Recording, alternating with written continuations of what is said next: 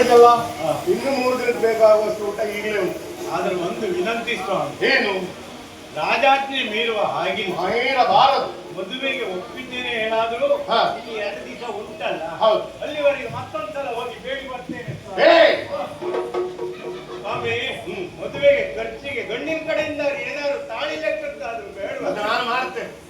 ಗಂಡಿನ ಕಡೆಯಿಂದ ಏನ್ ತರದೋದ್ರು ತಾಳಿ ಆದ್ರೂ ತರಬೇಕಲ್ಲ ಸ್ವಾಮಿ. ತಾಳಿ ತರ್ಲಿಕ್ಕೆ ಇವತ್ತು ಸಂಗ್ರಹ ಆಗಿದ್ದುಂಟಲ್ಲ, ಇವತ್ತು ಅಷ್ಟು ಸಾಕಾದ್ರೆ ಮತ್ತೆ ಬೇಡ್ತೇನಲ್ಲ. ಹೇಳುದು ಹಾಗಲ್ಲ. ಈಗ ಮದುವೆ ಅಂತ ಆದ್ರೆ ಬಂಧು ಬಳಗ ಎಲ್ಲ ಬೇಕಲ್ಲ. ಈಗ 2 ದಿವಸ ಉಂಟು, 1-4 ಭಿಕ್ಷುಕರು ಅವನ ಬಂಧುಗಳನ್ನೆಲ್ಲ ಕರ್ಕೊಂಡು ಬರ್ತೇನೆ ಅಂತ ಹೇಳ್ತಾ ಇದ್ದಾನೆ. ಅಗತ್ಯ ಇಲ್ಲ ನೋಡು, ನೀನು ಇವರ ಮಗಳನ್ನ ಮದುವೆ ಆದ್ಮೇಲೆ ಮತ್ತೆ ನೀ ಬೇಡವರನ್ನು ಕರ್ಕೊಂಡು ಬರುವುದೇ ಬೇಡ. ಇವ್ರು ನಿಮ್ಮವರೇ. ನೀವು ಅರ್ಥ ಸಮಾನಾರ್ಥ ಅರ್ಥ ಆಗುವಾಗ ಮಾತಾಡುದು ಹಾಗಲ್ಲ ಬಡಿ. ಈಗ ನೀವಂದ್ರೆ ಏನು? ನೀವು ಉಗ್ರಸೇನ ಮಹಾರಾಜರು ಅಲ್ವಾ? ಮತ್ತೆ ನಿಮ್ಮ ಮಗಳ ಮದುವೆ ಆಗ್ಲಿಕ್ಕೆ ಯೋಗ್ಯತೆ ಬೇಕು. ಯೋಗ್ಯತೆ ಇದ್ದಾನೆ ಅಂದ್ಮೇಲೆ ಮತ್ತೆ ಹೊರಗಡೆ ಜನ ಬೇಕಾ? ಅಗತ್ಯ ಇಲ್ಲ. ನಿಮ್ಮಲ್ಲಿ ಬೇಕಷ್ಟಿಲ್ವಾ? ಅಂದ್ರೆ ಬೇಡವರಲ್ಲ. ನೀವು ಬೇಡವರಲ್ಲ ಅಂದ್ರೆ ಅವ್ ಮತ್ತೆ ಬೇಡುವುದೇ ಬೇಡ. ಅಗತ್ಯ ಇಲ್ಲ. ನೀನು ಬೇಡುವ ಅಗತ್ಯ ಇಲ್ಲ.